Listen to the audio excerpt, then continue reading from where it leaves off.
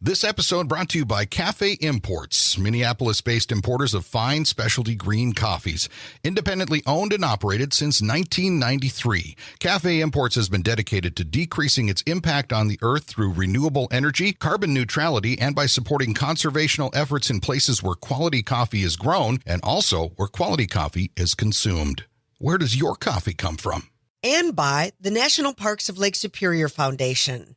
As a nonprofit, we rely on support from listeners like you. If you like what you hear, please consider a donation. To learn more and make a gift, visit us at www.gosuperior.org.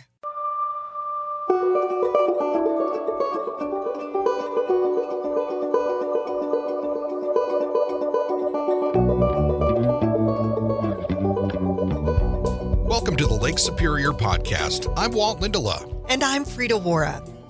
We are made stronger by story, and there's no better source than the continent's largest body of fresh water, Lake Superior.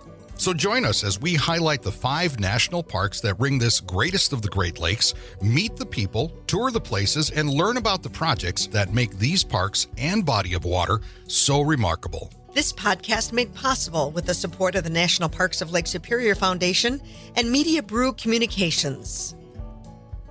I'm Walt Lindala. And I'm Frida Waara. Welcome once again to the Lake Superior Podcast. Frida, we have made several of these episodes about storytelling and talking about the big lake and what it means to people. And today you've tapped into somebody that I know is just going to have a wealth of stories, a wealth of information, and a wealth of experience telling those stories of the big lake. You know, Walt, you and I have chalked up quite a few very interesting subjects, and I'm really proud of that. I'm proud of just covering all the bases and talking to a variety of people and going lots of different places. But there is one woman that she's got us. She's got us big time. I mean, she is way over our limit. Crazy, set the bar like no other. And that's Konnie LeMay. She's the retiring editor at Lake Superior Magazine, and I believe it's like 28 years.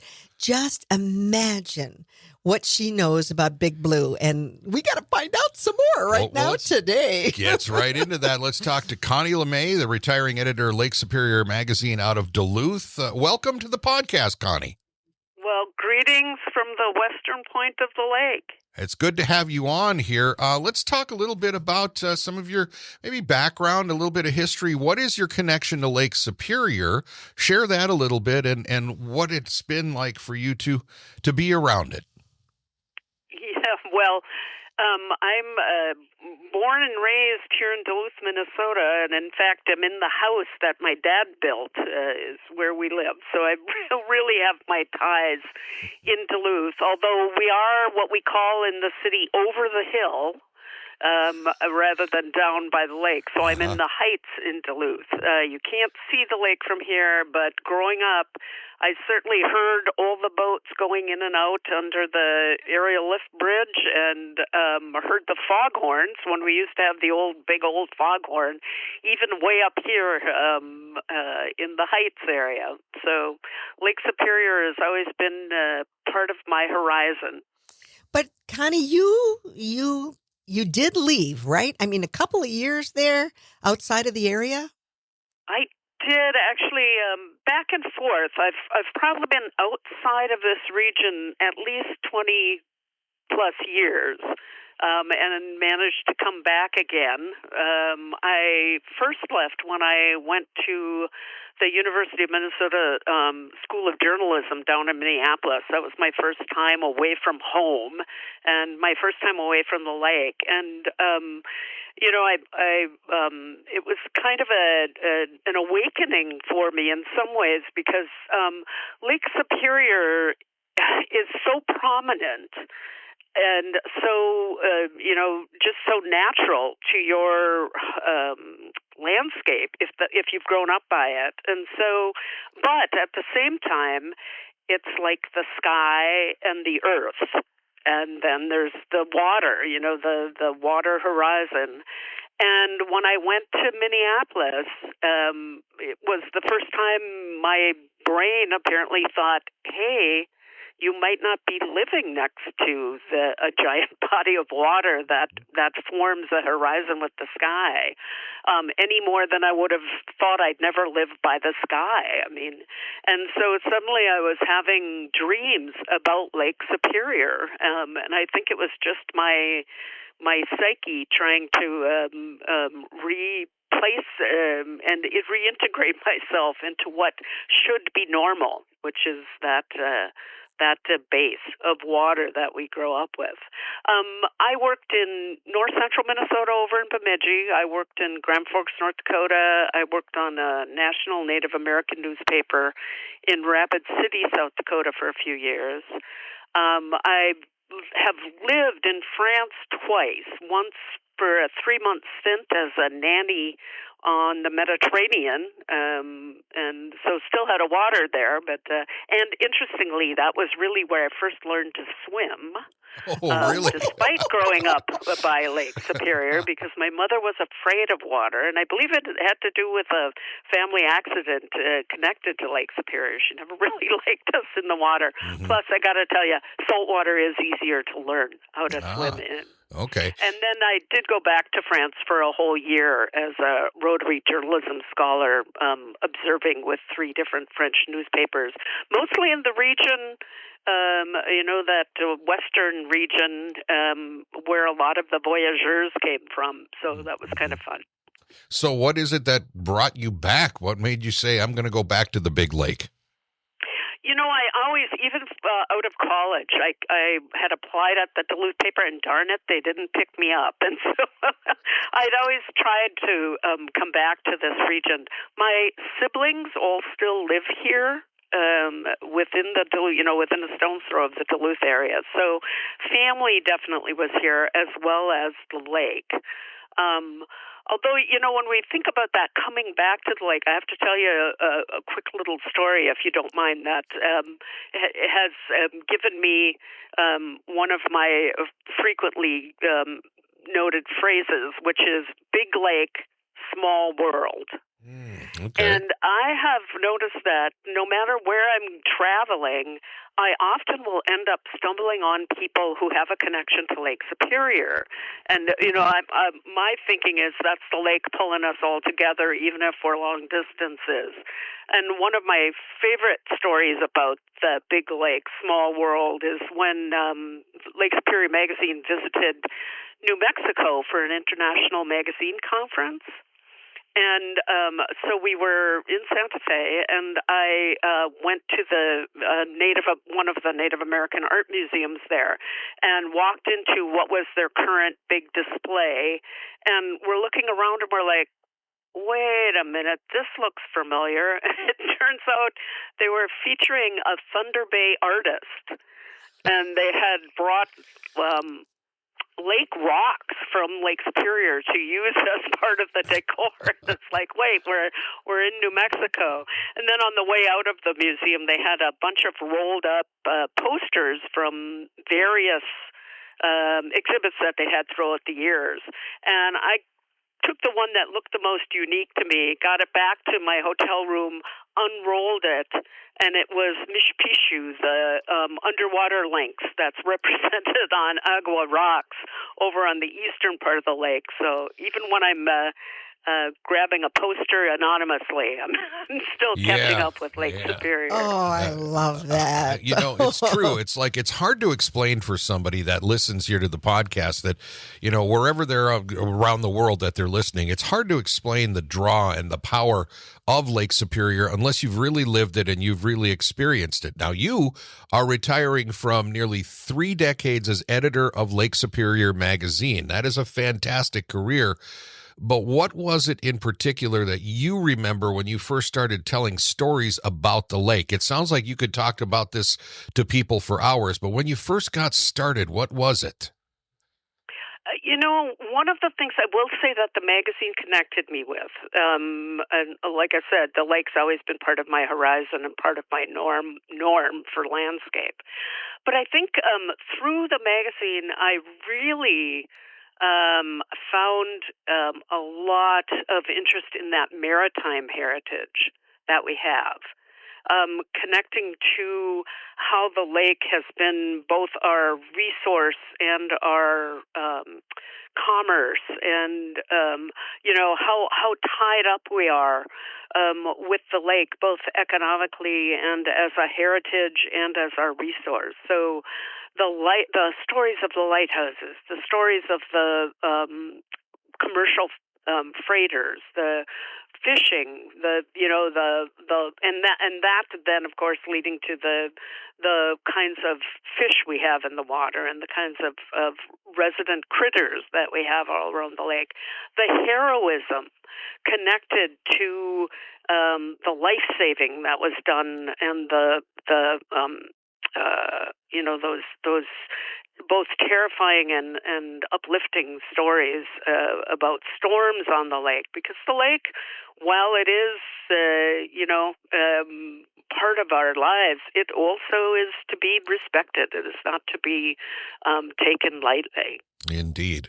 Yeah, we always like to say Lake Superior is the boss. Yeah. That's a sticker I've got all over my kayak. All of my kayaks have that sticker. In fact, I got to tell you, when you talk about the heritage and Native American and all of that sense about it, I don't go paddling without giving a little gift to the Mishu Pishu down there with a little bit of tobacco, kind of like to appease. And I can't remember who first taught me that, but I don't leave the shore without no, that's something I got to do here, because I know this lake is so much bigger than I am. Konnie, you know this lake now so much better, because obviously too with the magazine, for the most part, Walt and I are talking about the American shores. We're talking about 3 states that share that shoreline, but you're talking about 3 states, 2 countries. And when you look at that entire body of water, is there a favorite place for you along the lake? It's really nearly impossible to be able to say that, just because, for one thing, it's so large and so diverse, really, that you've got the billion-year-old rock cliffs. You've got the friendly sandy beaches. You've got the magnificent colored sandstones. All of these in different parts of the lake. I can say that, as one of the benefits of being semi-retired or in the process of retiring is places that I would like to really take a look at. I have not been to the newest visitor center at the Lake Superior Provincial Park and just hear spectacular things about it. And I've never really gotten a good time to visit Standard Rock Lighthouse. Mm-hmm. Out in the lake, and would love to do that, and just delight in hearing about the things that the Superior Watershed Partnership has done with that space. And then, of course, knowing the history of that lighthouse as well, and all the things surrounding that. But I do have to say, frankly, there isn't one place that I've been around the lake that I wouldn't want to visit again. Mm-hmm. So, it's not like, I've been there and I never want to go there again. Well, for one thing, we all know that every day and every hour can be different by the lake. And so you never quite know what you're going to be getting on any of the places that you go. But there's just so much to see and to revisit that would be spectacular. I'm sure you guys find that too. I mean, you're traveling around the lake all the time as well, aren't you? It's true. It's like Frida does more traveling than I do, but one thing that's interesting for my wife and I, who is from the Detroit area but has lived now in Marquette since 1988, and we got married in 1990, we both respect the lake, and whenever we travel to Detroit or Chicago or wherever it may be, and we come back to Marquette, basically the first thing we do is we go drive along the lake shore, and then we go around Presque Isle in Marquette, which is it's not really an island, but a nice park that is out there that is in a natural state, because we get the energy from the lake when we are back. When we're not near it, you certainly miss it. Now, when we're talking with you, and this is Konnie LeMay on the podcast today, retiring editor with the Lake Superior magazine out of Duluth. You've been now with nearly 30 years with this. In your years as an editor, is there a story or a personality or a photo or something out of those 30 years that sticks out to you? Said, this is the story, or this is the thing I remember and I need to share? Again, what's perhaps as interesting for me is that I'm retiring after 30 years, but there's still stories I would love to tell. I mean, there are still things that are out there to be discovered and talked about. And the fun thing about having worked with Lake Superior magazine is that it harkens back to those old, and I'll speak for myself, those old-time magazines that I grew up with, which is Look and Life magazine, which it doesn't just talk about one thing or another. So Lake Superior magazine, we call it a lake-style magazine, a lifestyle around the lake. So we're talking about history. We're talking about environment and environmental things. We're talking about economics. We're talking about education. We're talking about everything that makes up the community. And so that's one of the things that I have found the most interesting about working for the magazine is I can touch all of those kinds of stories. And then, of course, you get to meet, there's tons of great writers who have written about the lake. Fred Stonehouse there in Marquette is one of the people who's been a tickle to get to know better.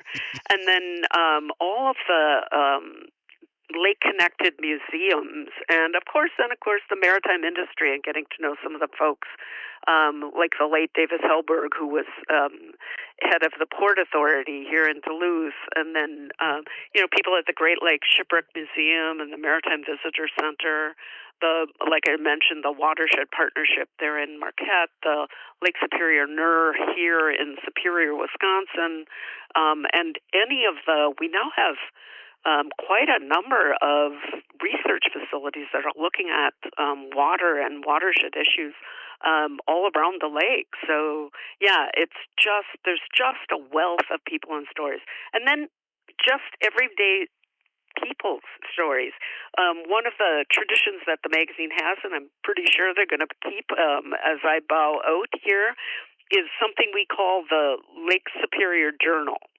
And that was really started by one of our longtime owners, Jim Marshall. And he talked about, and his daughter, Cindy Hayden, and Paul Hayden all were on the magazine for decades. And he had a regular journal. He had a boat that he would go around the lake, and he told stories. He's a great storyteller. And when he passed, we decided to use that same theme, Lake Superior Journal, to let people tell their own stories about interactions with the lake and interactions with the region.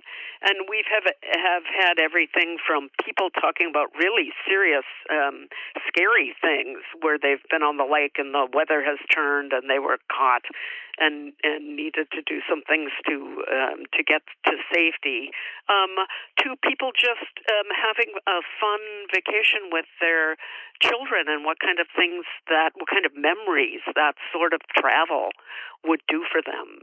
So, but those kinds of stories are the ones that I really love, and there are so many of them that it's really hard to just say, this is the one. I've been in media now for 35 years. Frida has a long background in it as well. And I've seen in the last couple of years in particular, 10 years for sure, attitudes changes. You're talking about print media. There is a challenge with print media. There's a challenge with broadcast media. There's a challenge with all of those. As you've kind of seen this time here over the close to 30 years, has there been a change in attitude from the people, the readers from around the lake? Are they looking at maybe a different way of getting the stories, but they still want the stories? What are you seeing? two kinds of things I'd look at for attitudes, and one's about readers of the magazine, and that's the magazine has always had really supportive, delightful readers. And part of the thing, of course, is that the magazine was originally started by a teacher and a photographer, and it has long been recognized as a magazine that brings spectacular photos and photography, and that's thanks to all of the both professional and incredibly talented amateurs that we've had doing photos for the magazine. And so even though it's still a paper copy, there's still something about a high quality paper that can carry a photo in a way that online hasn't been able to do. And that said, we've also over the last few years have done a weekly e-newsletter. It's that I always called the Huffington Post of Lake Superior, because we were tapping news stories from around the lake and then linking through to those. And that also has been a popular part of what we've offered to folks. So readers, I think, of the magazine still look for especially those beautiful photos, but also those personal stories of Lake Superior. And so they've been really loyal in that way. The other attitude, though, that I've changed, that I've seen changed around the lake in the 30 years that I've been doing stories on the lake, is how the residents of Lake Superior have gone from identifying mostly with their own area, like we're from the UP, we're from Minnesota North Shore, we're from Ontario, we're from Wisconsin, and now there really is a sense, I feel, a sense of we are part of the Lake Superior watershed. Lake Superior is our focal point, as well as our individual states and province. And that's been very heartening to me to see that embracing of Lake Superior and the broad neighborhood that surrounds it as part of our region and our area, even though it crosses state lines and international borders. Talking with Konnie LeMay here on the Lake Superior podcast. She is the retiring editor of Lake Superior magazine based in Duluth, Minnesota. Konnie, you serve as chair of the Lake Superior Writers Organization. Now, what is that? Tell us about that group, what you do. So Lake Superior Writers is a group that that's trying to foster a literary community and help people find their voice in northeastern Minnesota, northern Wisconsin, northwestern Wisconsin mainly, but also in a much broader area. We have membership from the UP. We have membership from up in Ontario as well. And the main focus of the organization is to help writers network, to help writers blossom. And so we have a lot of workshops, both virtual, online, as well as in person, and sometimes hybrid for both. And we have an annual writing contest. This year, the annual writing contest theme is North of Normal. And then people can submit however they interpret that theme. They can submit poetry, flash fiction, short fiction, or short nonfiction. And then we've also taken over the organization of the Northeastern Minnesota Book Awards. And that used to be run by the University of Minnesota Duluth, and then they had to sunset it. And because it was very important to writers in this area, we picked it up. We're also, I should mention, we're also in the process of building partnerships and connections with other strong writers groups in the area, including the Upper Peninsula Publishers and Authors Association there in the UP, and the Northwestern Ontario Writers Workshop up in Thunder Bay. And our hope is that we're going to start developing more and more just as I mentioned, that sense of the full watershed as our community, we're hoping we'll get that sense of Lake Superior, the full of Lake Superior as the community for our writers. That's so fantastic. You know, Konnie, I really believe, because I love storytelling, and I really believe, and I'm saying this, and I'm feeling Dixie Franklin right now on my shoulder, but that writers, they have a special superpower in history. And it's not just chronicling what's happening now, it's also that they can open a door to tell the story from the past. But I believe there's also a responsibility to help prepare us for the future. And when we look at Lake Superior, and I'm so heartened by, as well as you just shared, I mean, using your words there, girl, that we are not just from Minnesota, from Ontario, from, the UP, Wisconsin, that we are from the lake. And that this body of water, the fish, the water, it knows no boundary. It's going to just be free flowing. Can you sense something, what we need to be focused on, or what we need to share with the folks that come to this body of water to just prepare us for what's ahead? Over the years, and everyone kind of knows this already, of course, but one of those eye-opening events that I attended once was with a woman who was with the Shell oil company, and they had refocused a certain amount of their research and development budget into water. And water ownership and water issues, because they knew, as we all know, that with our changing climate and our changing world, water will and is becoming more valuable than gold or oil. And control of it and a use of it is going to become, it already is vital and critical. That's the other thing. When I talk about leaving Lake Superior, I laugh a little because they say, leaving to live elsewhere.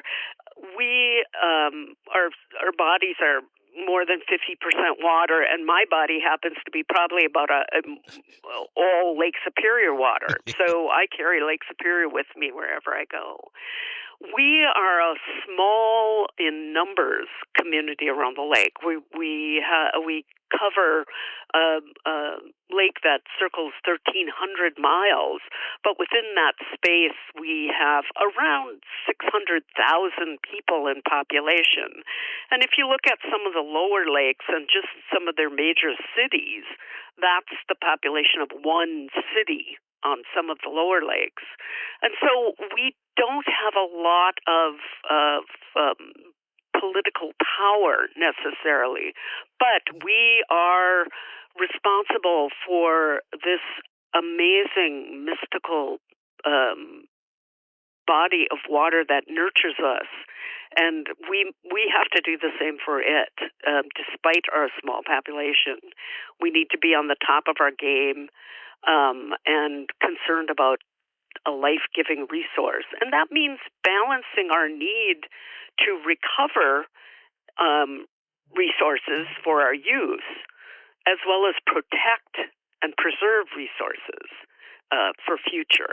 That native concept of seventh generation could not be more important than it is today. That what you do everything today for the benefit of 7 generations hence. And certainly something like Lake Superior embodies that, because it is a resource not just of the moment, but a resource of the future. Konnie LeMay here with us today, retiring editor of Lake Superior magazine. It's based in Duluth. We're going back to the Lake Superior writers a little bit. How can people find out more about that? You mentioned there's some call out for writings. There's things like that. Can you share a little bit of information about how to find out more about Lake Superior writers and even Lake Superior magazine? What's a good way to get a little more info? Yes, well, I'd send you to the 2 websites, of course. So Lake Superior magazine, simply enough, is lakesuperior.com. KFAimports.com. And you'll be able to find out about subscribing or about what's going on there. They're also, the new owner, Linda Nervik, is boosting the events calendar all around the lake. So if you're traveling especially and you want to see what kind of events are happening in an area that's not yours, you can go there. And then Lake Superior Writers is, again, simply lakesuperiorwriters.org. And from there, you can learn about the events that we have coming up and the resources we have. Many of those virtual classes and talks that we have are free for anyone. And I'd say they're not just necessarily for writers sometimes. We do what we call book club for writers, where we have writers talk to writers about some of their stuff. But frankly, even if you're just loving books, those can be really great and interesting conversations. Connie, yeah. Finally, a career as a journalist. That's where you're putting the pen to paper and you're telling that factual story that's, happening who, what, when, where, why, how. But now, when you look at retirement, is there some fiction that may need to get on paper from your hand? Well, I can say that fantasy writing is one of my joys for writing, and I do have several stories that revolve around the lake, and so I'm hoping to be able to put a little fiction out on the paper. That would be fun to do. Well, that's certainly, I like that because you're retiring, so you're looking at saying, okay, I'm not going to tell the story. That's a great, now you're going to write some more. For retiring. That's right. I love it. One of the things over the years, too, if I could just sneak it in, because I want to leave talking about Lake Superior, because it is the reason that, my career has been so enjoyable, is the lake itself. And one of the things that always has tickled me is when people come here who have lived on oceans all of their lives or lived by oceans, and they are just amazed because they never thought of something with the word lake connected to it being quite so magnificent as, let's face it, Lake Superior is. And yet the reverse of that, I've never thought of describing Lake Superior as an ocean, maybe because I've lived by it all of my life. That freshwater body really is my description of what a magnificent body of water is. And I find, maybe because I just live here and I've always, I've been here, I just find the lake has so much of a personality and a life, and it's got a spiritual, magnetic, mystical, powerful, playful personality to it. And, it's again, so invaluable and so much of its own spirit. That's another of the reasons that I just hope people, whether you read Lake Superior magazine or not, I just hope that you find yourself turning toward the lake. You remember your own stories, and I suggest you write them down about the lake so you can pass them within your family and keep that center of our souls in this region. Connie, that's a great way to wrap that up. I mean, that is just a wonderful thought. You're right. I mean, there's a power to the lake. There's a mysticism to the lake. There's a seriousness to the lake. There's frivolity with the lake. And you can talk about it as much as you want. You got to come and see it if you can. And I'll tell you, if you can put your toes in it, it might be a little cold, but it is really something. So, Connie, it's been a pleasure chatting with you. Oh, my goodness. Thank you so much, dear friend. It's been a delight. And so here's the deal, though. I should tell you. Next time I want you to invite me so I can interview you guys. Why not? We might as well flip that around. All right. Thank you, Connie, very much. Thank you. Best of luck as you retire, or as you exit from the magazine, and go write a couple of more good stories, okay? Oh, so nice to chat. Thank you. All righty. Bye-bye. That's Konnie LeMay, retiring editor of Lake Superior Magazine based out of Duluth, Minnesota. And we knew we were going to have some great stories here, but her perspective in particular, she's absolutely right when she talks about the power of the lake, the mysticism of the lake, there's an energy. I mean, you and I know it. People that have spent time on Lake Superior, they know it. They've been around it. People that have never seen it come to it. They're overwhelmed by the size of it. It is like standing on the shore of the ocean, right? But just a perspective was really just an enjoyable, just a joy to talk to her.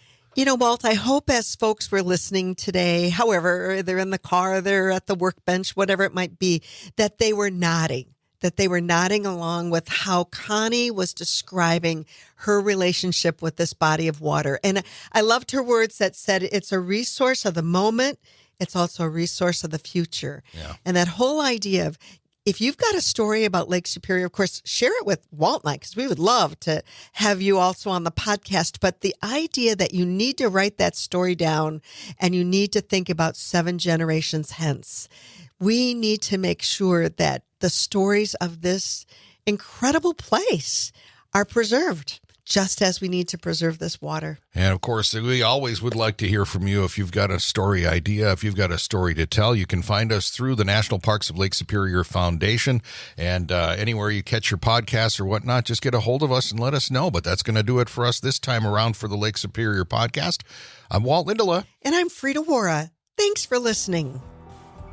The National Parks of Lake Superior Foundation, NPLSF, is the only official nonprofit 501c3 fundraising partner of the National Park Service for all 5 U.S. national park sites on Lake Superior.